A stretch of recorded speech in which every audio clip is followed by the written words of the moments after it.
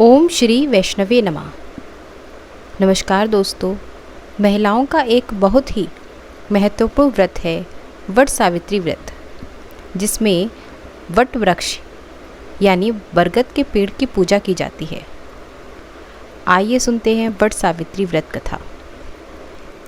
मध्य देश के राजा अशुपति ने अपनी पत्नी सहित संतान की प्राप्ति के लिए सावित्री देवी का विधि पूर्वक व्रत तथा पूजन करके पुत्री होने का वर प्राप्त किया।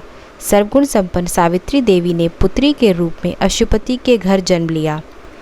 सावित्री के बड़े होने पर अशुपति ने सावित्री को अपने मन अनुकूल वर का चयन करने के लिए अपने मंत्री के साथ भेज दिया।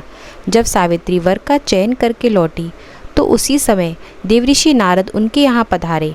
देवऋषि नारद के पूछने पर सावित्री ने कहा, धूम्रसेन के पुत्र सत्यवान की कीर्ति सुनकर मैंने पति रूप में उन्हें वर्ण किया है। तब देवऋषि नारद ने राजा अशुपति को सत्यवान की अल्प आयु के बारे में बताया।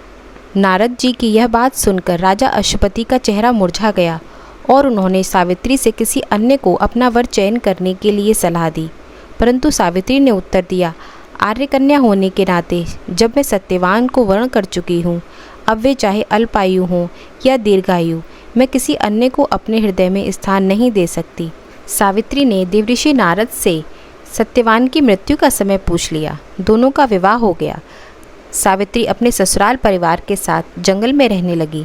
नारद जी के बताए हुए दिन से 3 दिन पहले से ही सावित्री ने व्रत रखना शुरू कर दिया। नारद जी के द्वारा बताए निश्चित दिन को जब सत्यवान लकड़ी काटने के लिए वन को जाने लगा तो सावित्री भी सास ससुर से आज्ञा लेकर सत्यवान के साथ चल दी। वन में पहुंचकर सत्यवान लकड़ी काटने के लिए पेड़ पर चढ़ गया। थोड़ी ही देर के बाद सत्यवान के सिर में भयंकर दर्द होने लगा। वह नीचे उतर आया। सावित्री ने सत्यवान को बड़ के पेड़ के नीचे लिटाकर उसका सर अपनी गोद में रख लिया। देखते ही देखते यमराज ने ब्रह्मा के विधान की रूपरेखा सावित्री के सामने स्पष्ट कर दी और सत्यवान के प्राणों को लेकर जाने लगे। सावित्री सत्यवान को पेड़ के नीचे लिटाकर यमराज के पीछे पीछे चलने लगी। यमराज ने सावित्री को समझाने की बहुत कोशिश की कि यही विधि का विधान है, लेकिन सावित्री नहीं मानी। सावित्री की निष्ठा और पति परायणता को देखकर यमराज ने सावित्री से कहा, हे देवी, तुम धन्य हो, तुम मुझसे कोई भी वरदान मांगो। तो सावित्री ने कहा, मेरे सास ससुर वनवासी और अंधे हैं, उन्हें आप दिव्य ज्योति प्रदान करें। यमराज ने कहा, ऐसा ही होगा, जाओ अब तुम लौट जाओ। लेकिन सावित्री अपने पति सत्यवान के पीछे पीछे चलती रही।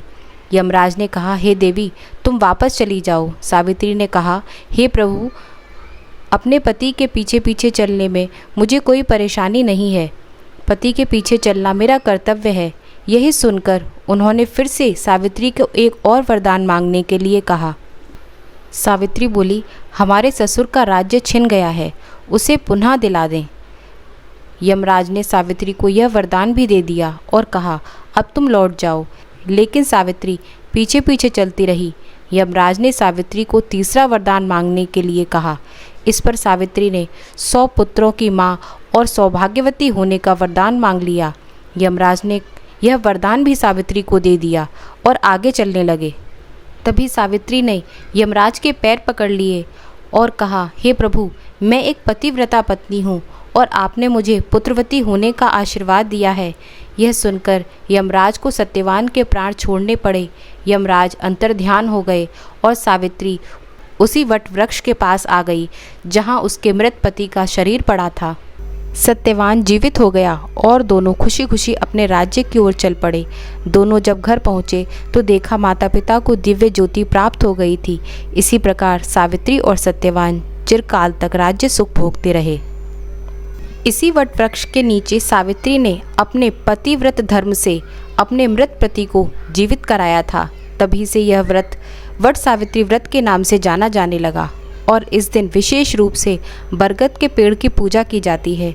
इसी दिन महिलाएं पूरी श्रद्धा से अपने पति की लंबी उम्र की कामना से बरगद के पेड़ की पूजा करती हैं।